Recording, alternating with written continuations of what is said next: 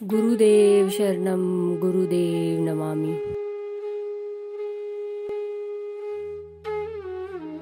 प्रसाधन कक्ष dressing room. उत्तर दिशा जल तत्व का प्रतिनिधित्व करती है, अन्यथा आदर्श रूप से प्रसाधन कक्षा उत्तर दिशा में रहना चाहिए। प्रसाधन कक्ष आग्नेय दिशा में नहीं होना चाहिए। आग्नेय दिशा समृद्धि एवं संपत्ति के प्रतीक है, अन्यथा इस दिशा में प्रसाधन कक्ष होने से संपत्ति का नुकसान हो सकता है। प्रसाधन कक्ष को प्रकाशवान तथा हवादार होना चाहिए। प्रवेश द्वार से ठीक सामने प्रसाधन कक्ष का द्वार नहीं रखना चाहिए, इससे गृह स्वामी के स्वास्थ्य एवं संपत्ति पर प्रभाव पड़ सकता है। प्रसाधन कक्ष से निकलने वाली सभी नालियां एवं चेंबर पूर्णतः ढके हुए होने चाहिए, क्योंकि फेंग शुई के अनुसार घर से बाहर जाने वाला जल दिखाई नहीं देना चाहिए। प्रसाधन कक्ष के दरवाजों को खोलते ही सर्वप्रथम शौचघर का दिखना अच्छा नहीं माना जाता। ऐसी स्थिति में शौचघर के पीछे एक दर्पण या दरवाजे पर एक घंटी की व्यवस्था करनी चाहिए, जिससे प्रवेश करने वाले व्यक्ति का ध्यान हटाया जा सके। प्रसाधन कक्ष को कभी भी ईशान दिशा में नहीं रखना चाहिए। आगे चित्र में आप देख सकते हैं, गलियारे के अंत में प्रसाधन कक्ष का होना परिवार के स्वास्थ्य के लिए अच्छा नहीं है। उचित स्थान में लगा हुआ दर्पण या घंटी लगाने से इस दोष को दूर किया जा सकता है। आगे के चित्र में प्रसाधन कक्ष की आदर्श व्यवस्था दी गई है और इस चित्र में प्रसाधन कक्ष की प्रतिकूल व्यवस्था दी गई है। फेंग शुई के अनुसार कुछ व्यवस्था ऐसी भी होती है जिसमें सुधार लाना या उसका समाधान करना कठिन होता है। ऐसी व्यवस्था से सदैव बचना चाहिए। प्रसाधन कक्ष के दरवाजे को रसोई घर के सामने स्थित होने से दो भिन्न शक्ति का मेल होता है, जिसका प्रभाव अशुभ रहता है। प्रसाधन कक्ष को आग्नेय दिशा, ईशान दिशा, प्रवेश द्वार के सामने एवं मकान के मध्य में रखने से बचना चाहिए। आवास कक्षों के आकार। शयन कक्ष, बैठक कक्ष निम्नलिखित आकार के होने चाहिए: 10 by 10, 11 by 10, 11 by 11, 10 by 16, 11 by 16, 16 by 16, 17 by 11, 17 by 17, 20 by 16, 21 by 16, 21 by 16, 21 by 21, 22 by 10, 22 by 10, 22 by 16, 29 by 11, 29 by 16। रसोई घर के आकार। वास्तु के अनुकूल रसोई घर निम्नलिखित आकार के होने चाहिए: 8 by 8 inch, 8 by 10 inch, 10 by 10 inch. स्नान घर के आकार। वास्तु अनुकूल स्नान घर के निम्नलिखित आकार के होने चाहिए: 8 बाय 8 इंच, 8 बाय 10 इंच या 10 बाय 10 इंच। शौचालय के आकार। शौचालय जिसमें स्नानघर शामिल नहीं है के आकार निम्नलिखित हो सकते हैं: 4 बाय 4 इंच, 6 बाय 4 इंच। वास्तु अनुसार अशुभ आकार। आवास कक्ष आदि निर्माण करते हुए ध्यान रखें कि वास्तु अनुसार निम्नलिखित आकार शुभ नहीं होते: 5 inch, 7 inch, 9 inch, 12 inch, 13 inch, 14 inch, 15 inch, 18 inch, 19 inch, 23 inch, 24 inch, 25 inch आदि। कक्षों के दीवारों की ऊंचाई। आजकल जगह की कमी और भवन निर्माण सामग्री के मूल्यों में भारी तेजी के कारण न केवल कक्षों के आकार छोटे होते जा रहे हैं, बल्कि दीवारों की ऊंचाई भी खतरनाक हद तक कम होती दिखाई गई है। ऐसे कक्षों में रहने वाले लोगों में निरंतर मानसिक तनाव एवं दिमाग खराब रहने की संभावना रहती है। वास्तु अनुसार एक मंजिल के भवन की दीवारों की ऊंचाई 10 फुट शुभ मानी गई है। बहुमंजिला भवन के ऊपर की मंजिल की ऊंचाई नीचे की मंजिलों की ऊंचाई से 1/12 भाग कम करनी चाहिए, परंतु किसी भी स्थिति में दीवारों की ऊंचाई 9 फुट से कम न हो। मुख्य द्वार और खिड़कियां। वास्तु के अनुसार भवन में द्वार और खिड़कियों की संख्या सम होनी चाहिए, जैसे 2, 4, 6, 8 आदि। अंक ज्योतिष के अनुसार संख्या 30, 50, 70, 90, 110 आदि विषम माने जाते हैं, जो शून्य को हटाने पर 3, 5, 7, 9, 11 आदि गिने जाएंगे।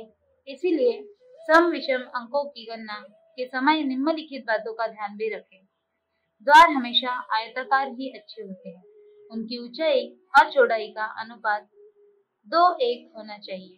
आजकल मॉडर्न आर्ट का रुझान ज्यादा है, परंतु वास्तु अनुसार वक्राकार या नियमित आकार के दरवाजों से बचे। एक सुंदर द्वार 6 फुट ऊंचा और 3 फुट चौड़ा चौखट गुना उत्तम होता है।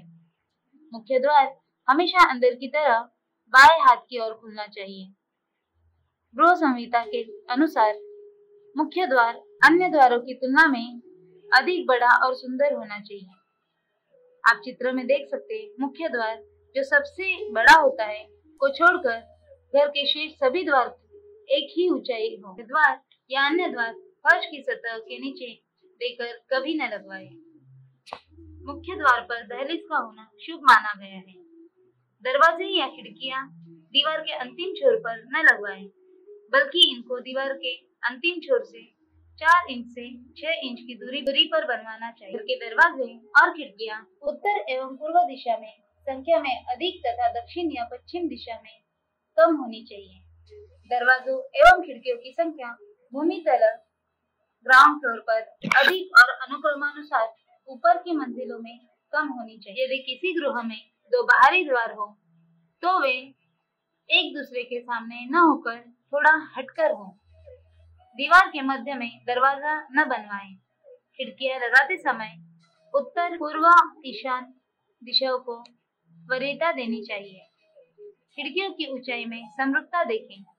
चौड़ाई छोटी बड़ी हो सकती है। आगे आप 2 चित्र देख सकते हैं, उसमें एक में खिड़कियों की ऊंचाई में समरूपता नहीं है, अन्यथा यह गलत है।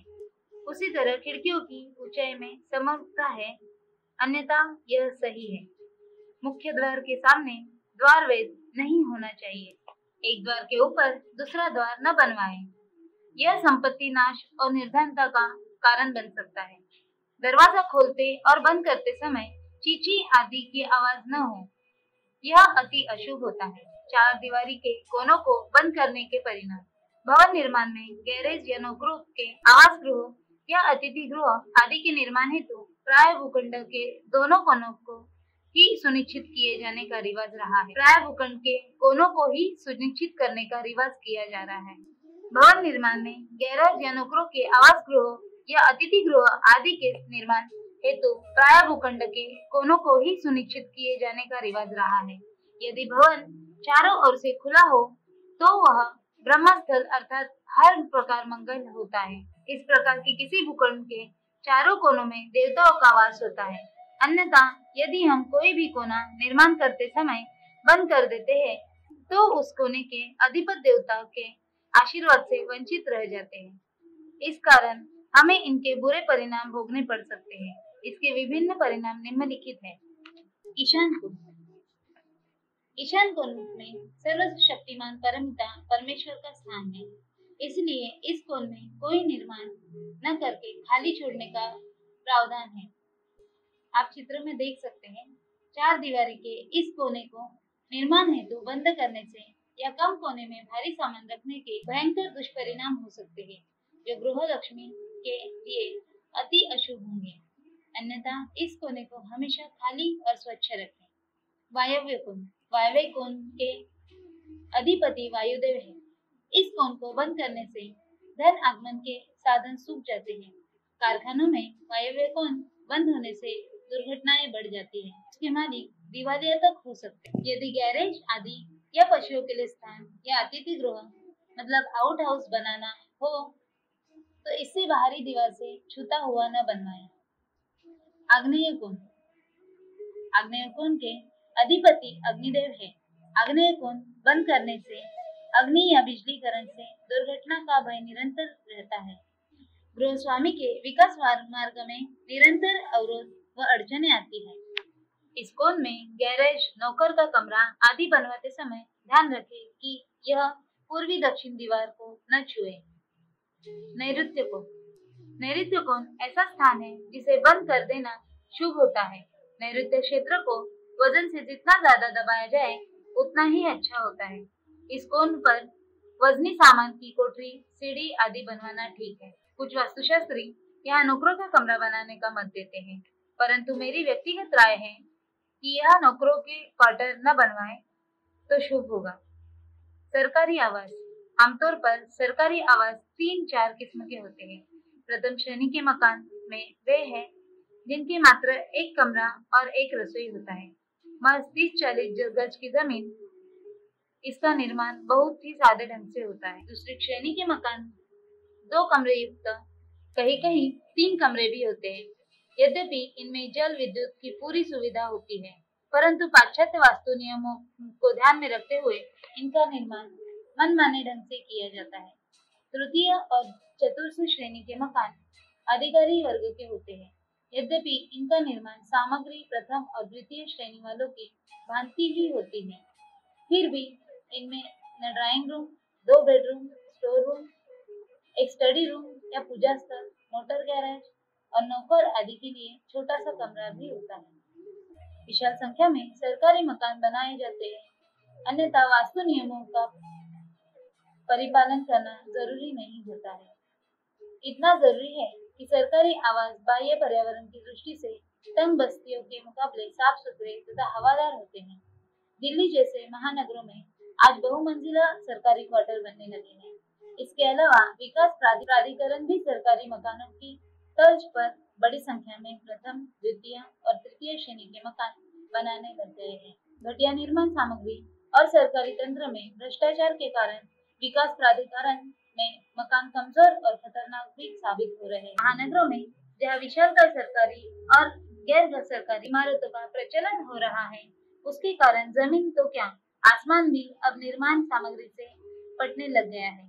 अमेरिका और न्यूयॉर्क की तर्ज पर 10 से लेकर 30-40 मंजिले ऑफिशियल कॉम्प्लेक्स भारत में भी बनने लग गए हैं। छोटे छोटे नगरों और जिला कार्यालयों में भी सरकारी इमारत बहुमंजिला होने लगी है। इनमें वास्तु नियमों का उतना ध्यान नहीं रखा जाता जितना हवा और प्रकाश एवं कॉरिडोर निकास आदि का। ऊंची इमारतों को विद्युत अवरोधी बनाया जाता है। भूकंपरोधी और आधी तूफान में सुरक्षित रखने के लिए उनकी संरचना गहरी नींव वाली और सीढ़ियों पर टिकी रहती है। लेकिन जब अभूतपूर्व भूकंपों का भय होता है तो इन बहुमंजिली इमारतों का अस्तित्व खतरे से खाली नहीं होता। व्यापारिक स्थल। व्यापारिक स्थलों में दुकानें, फर्म, बैंक, छोटे छोटे होटल, कंपनियां आदि मुख्य है। व्यापारिक भूमि और स्थल भी वास्तु नियमों से अधिक मजबूती और शिफायत को ध्यान में रखकर बनाए जाते हैं। अधिकतर व्यापारिक स्थल शहरों के बीचों बीच होते हैं। इनके आसपास सड़क मार्ग, पार्किंग स्थल तथा विद्युत आपूर्ति की निर्बाध व्यवस्था रहती है। फैक्ट्रियां, कारखाने और वर्कशॉप। सामान बनाने की फैक्ट्रियां, कारखाने आदि प्राय शहर के बाहर ही बनाए जाते हैं, किंतु आज के युग में शहर के बाहर भी इतनी खाली जगह नहीं बची जहां एकांत में जनसंख्या से दूर इन्हें बनाया जा सके। अब इन फैक्ट्रियों आदि के आसपास भी जनसंख्या की विद्रूप बढ़ोतरी के कारण शहर, नगर, गांव आदि बच चुके हैं। फिर भी महानगरों में बड़ी फैक्ट्रियां न होकर छोटे मोटे सामान बनाने के कारखाने, प्रिंटिंग प्रेस, भट्टी, चक्की आदि की ऊंचाई कम से कम 20 फीट होनी चाहिए तथा साफ सफाई का विशेष ध्यान रखना चाहिए। कॉलेज, विश्वविद्यालय तथा विद्यालय। आज के समय में कॉलेज, विश्वविद्यालय आदि मनुष्य की महत्वपूर्ण आवश्यकता बन गए हैं तथा थोड़ी थोड़ी दूर पर शहरों में आपको कई स्कूल, कॉलेज आदि मिल जाएंगे। स्कूलों का निर्माण हरी भरी शांत जगह पर होना चाहिए जहाँ पर अध्ययन कर चित्त को शांति मिल सके। कॉलेज, विश्वविद्यालय आदि भी इसी प्रकार भीड़भाड़ से दूर हो तो उत्तम है। इनका निर्माण इस प्रकार हो कि बच्चों का सर्वांगीण विकास हो सके, जैसे कि विद्यालयों में बड़े बड़े कमरे जिनकी खिड़कियां खुली, बड़ी और चौड़ी हो, साफ सुथरा वातावरण, खेलने के लिए बड़ा मैदान तथा बाग बगीचे होने चाहिए। बच्चे ही देश का भविष्य होते हैं, अन्यथा इस प्रकार की व्यवस्था होनी ही चाहिए। लाइब्रेरी एवं संग्रहालय। संग्रहालय तथा पुस्तकालय, लाइब्रेरी आदि ऐसे स्थल हैं जहाँ अनमोल पुस्तकें तथा कई अन्य पुरानी वस्तुएं सहेज कर रखी जाती है। अन्यथा इनकी इस प्रकार व्यवस्था होनी चाहिए कि ये किसी भी प्रकार से खराब न हो, इनका नुकसान न हो। लकड़ी आदि की अलमारी न होकर यदि लोहे की अलमारी हो तथा दीवारें सीमेंट की बनी हो तो दीमक आदि लगने का भय नहीं रहता। ऐसी जगहों पर शांति व्यवस्था का विशेष ध्यान रखना चाहिए। होटल, क्लब और व्यायामशाला। होटल, क्लब आदि स्थलों का निर्माण खुला तथा हवादार होना चाहिए, क्योंकि यहाँ विभिन्न प्रकार के व्यक्तियों का आवागमन होता है। अन्यथा बड़ी बड़ी खिड़कियाँ आदि हो तो वातावरण स्वच्छ रहने में सहायता मिलती है। व्यायामशाला आदि भी इसी प्रकार खुली हुई होनी चाहिए, ताकि स्वच्छ वायु का प्रवेश हो सके तथा स्वास्थ्य बन सके। स्मृति गृह एवं ट्रस्ट। किसी की स्मृति बनाए गए बड़े बड़े या छोटे भवन मेमोरियल या स्मृति गृह कहलाते हैं। यह शहर के किसी भी स्थल पर मजबूती से बनाए जाते हैं, ताकि सालों साल उनकी यादें ताज़ा रहें। मंदिर, मस्जिद, चर्च तथा गुरुद्वारे। विभिन्न धर्म जातियों वाले हमारे भारत देश के प्रत्येक कोने, ग्राम, नगर, महानगर में हमें सैकड़ों धार्मिक स्थल देखने मिलते हैं। इनका निर्माण खुली जगह पर होता है तथा इनके आसपास की काफी जगह दूर दूर तक खाली छोड़ी जाती है, ताकि यहाँ पर आए भक्तों को भीड़-भाड़, शोर शराबे से कुछ देर शांति मिल सके। अस्पताल और डिस्पेंसरी। अस्पतालों आदि की व्यवस्था भी शहर में भीड़-भाड़ के वातावरण से कुछ दूर हो, ताकि रोगियों को भली भांति स्वस्थ होने का अवसर मिले। इन अस्पतालों में कर्मचारियों के रहने की व्यवस्था भी अस्पताल के साथ ही बनी होती है, ताकि आपातकालीन में इनकी सेवाएं ली जा सकें। स्टेडियम, सभागार एवं गेस्ट हाउस। इन व्यापारिक स्थलों का नामकरण अब कुछ नए ढंग से हो गया है। प्राचीन काल के दुर्ग राज्य में वास्तु स्थापत्य कला के महत्वपूर्ण स्थल माने जाते थे, जहाँ पर राजकीय या शासकीय स्तर पर उत्सव, समारोह आदि होते थे।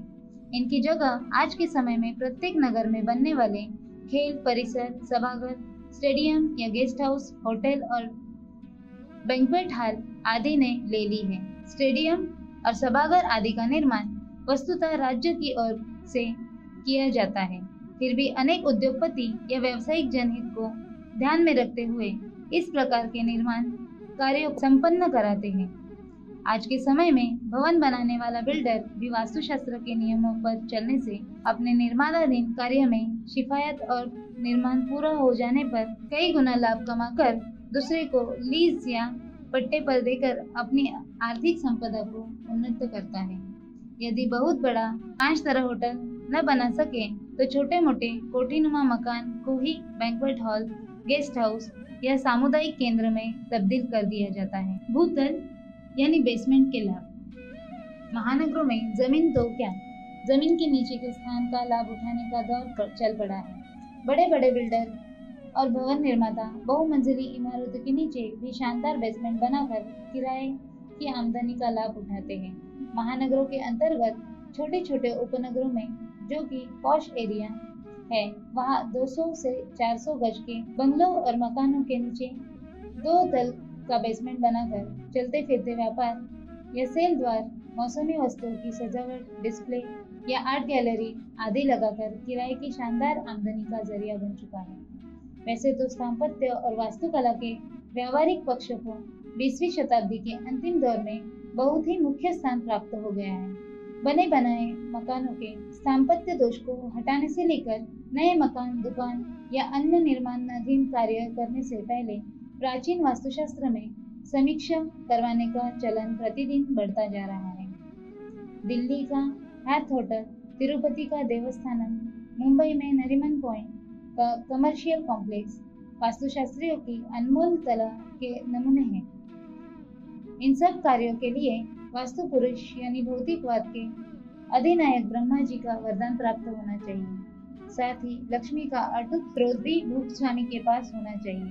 पर्याप्त धन संचय हो तो अपना घर या दुकान बनाना सहज है। धन न भी हो तो राज्य कर्मचारी, सैनिक और अन्य नौकरीपेक्षा करने वाले लोग वित्तीय संस्थाओं, निगमों, बैंकों आदि से ऋण लेकर मकान बनवाया जा सकता है।